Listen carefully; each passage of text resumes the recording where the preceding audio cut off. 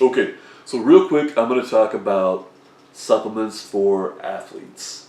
Um, Specifically, I want to talk about GMP versus NSF. Now, the bottom line is, you do not, if you are any kind of athlete, it doesn't. I don't care if you're a little, maybe you've got little kids, or little kids shouldn't be watching this necessarily. But if you've got children in middle school, high school, whatever, or if you're like a high school or college athlete, you do not want to fail a drug test and possibly like derail your athletic career, and that has happened. So, what part of what this comes down to? This can be very tricky. So this is how this happens basically. Sometimes there are people who have started supplement companies, and they will put an amount of an anabolic compound in a batch or two of their product, and then people will take it and they'll see good results as far as like body composition, whether it's burning fat or building muscle, and they'll think this is a great supplement. They'll tell their friends about it and they'll sell a bunch. And then all those people will do is they'll run that for a year or two. They'll shut it down before the FDA catches on to it, and they'll go live off the money they made for a while, and they'll come back and they'll start that process over. It is completely legal in the United States, at least. Again, this is the internet, so I don't know where you're watching this, but in the United States, it is completely legal for me to make supplements in my living room, and I can sell them on Amazon or wherever else. Now, let's say I decide to do this. Let's say that I go by my local Home Depot. I find some guys that are waiting for construction jobs. I don't have a construction job, but I decide to start a supplement company. And I bring them back to my house, and I got everything set up in my living room, and I told them exactly what to do, and we're going to make supplements. Totally legal. And if I'm watching really close to every single thing that happens, maybe it'll be okay. But if I decide to go take a leak and one of the guys kind of mixes something up, then it could be a problem. Obviously, that might not be like a career-ending problem, but it's the point is, really the key point is the ingredients that are allowed in supplements are regulated by the FDA. The manufacturer of those supplements is not regulated by the FDA. So if I decide to hire a lab, and I've done this, I've been through this process, if you decide you want to start a supplement company and you want to find a lab to make your product, you have to be really cautious about the lab that you hire. And I remember one time I contacted a lab, I gave them very specific formulations for what I wanted, and after a lot of time they came back and told me they didn't have the capability to make that product. It was kind of strange.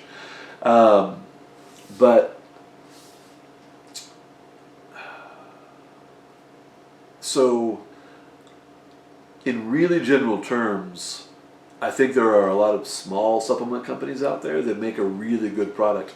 You just have to be a little bit careful. If you're going to try something from a small company, I would get online and do some research, read some reviews, and just make sure they're good. Now, if you're part of the general public and you're not worried about failing a test, then it might not matter as much, but it can affect your health. Because if you take something that has some kind of testosterone in it and your testosterone goes up and you don't know how to, and you're not prepared for that and you're not managing that, it can cause problems with your homeostasis. So that brings us to certifications. So we have supplements that have no certifications at all. You just go in the store, the guy behind the counter tells you they're fantastic, and you take his word for it. You go home, you take it, you fail a piss test, and then you're off the team. So that's one option.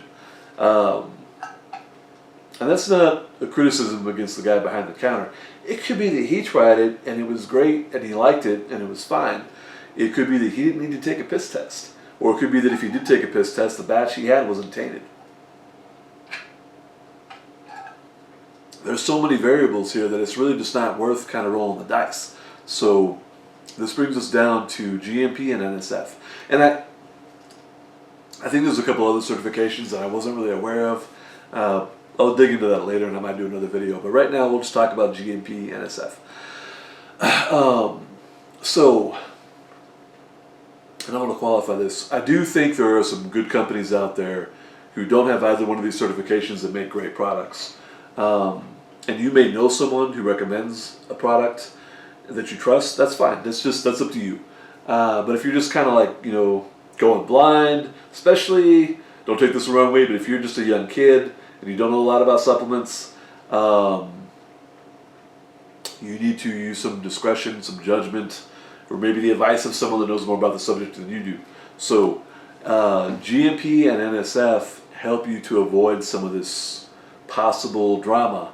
Now, GMP, and I believe there's a couple different grades of GMP, but basically what it does is, it's called good manufacturing practices. It just guarantees that what is on the label is in the bottle. Okay, and from my understanding, the way it's supposed to work is, so let's say you and I start a supplement company tomorrow. Okay, so we start a company, we got a company, and we decide we want to make a good quality supplement, so we're going to go with a GMP certification. The first thing we have to do is find a lab that's GMP certified. And that can be a little harder than you think. I know, trust me. But once you find that lab, you have to find out if they can make what you want. So if you do that and they're GMP certified, you and I, as supplement company owners, still have to pay for the GMP certification. And what that means is every batch of supplements that that lab produces for us is tested, and if the ingredients on the label are not accurate as to what we're trying to put out, the whole batch gets thrown out. It gets discarded.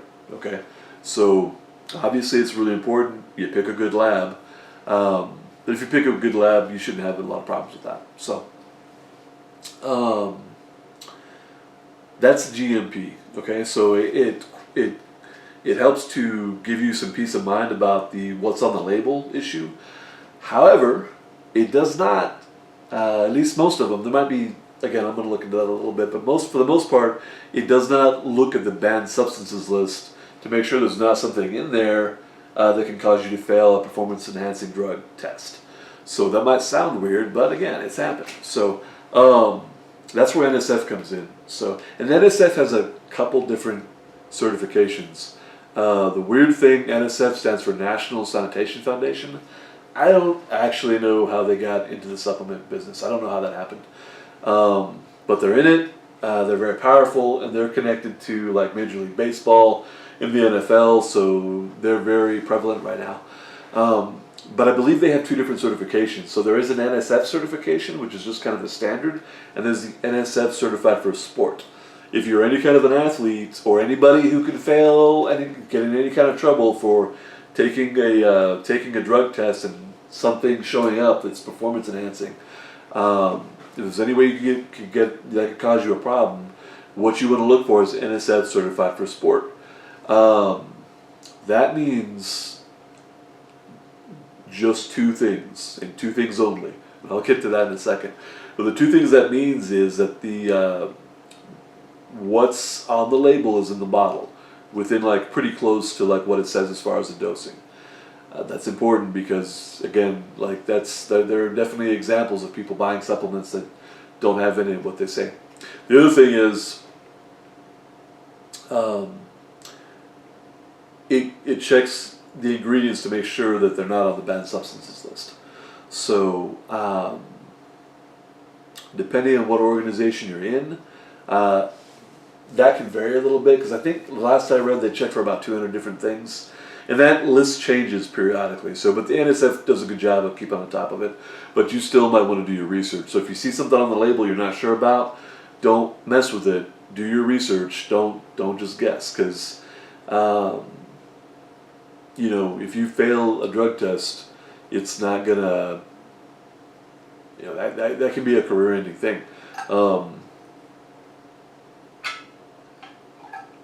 At the very least, it can be massive inconvenience, so just don't do it. The last thing I want to say about NSF, because I have strong feelings about this. So over the years, as I've looked at a lot of different supplements, I have seen people who went through the rigor of getting the NSF certification, and it's not inexpensive. It's expensive, and it can be complicated. But I've seen people claim that they have the NSF cert, and that means their supplement is like the best quality available. That is not what that means, okay? That is not what the NSF tests for. They test to make sure that the label is accurate. So if it says it has 100 milligrams of magnesium in it, it's pretty close to that. There is probably some deviation, but it's going to be pretty close to that. And if there are no ingredients on there that'll cause you to fail a drug test, it also helps to reassure you for that. So, but that's it. So it doesn't matter like the quality of it. So like if you do like in my opinion, if you buy like a magnesium oxide is garbage. But it's not on the banned substance list. So if you got a product that's like 500 milligrams of magnesium oxide, and you get it NSF certified, that does mean that it's got 500 milligrams of magnesium oxide. It means that there's nothing in there that's going to cause you to fail a drug test. It's still magnesium oxide, which means that all it's going to do is irritate your bowels. You're not going to absorb it very well, and you're not going to get all the benefits that someone would get from doing like a magnesium glycinate or a citrate or a malate or something like that. So, okay, I think that's probably enough about that. So if you have any questions, you can ask. But basically, NSF for sports, certified for sport. If you're any kind of an athlete, I would be really cautious about taking something that doesn't have that, or some kind of similar certification. And depending on when you watch this, there might be something out there that's a better certification. I know that there's been talk about coming out with some other things that are good. So, all right. So thanks for the view, and get out there and train. Thanks.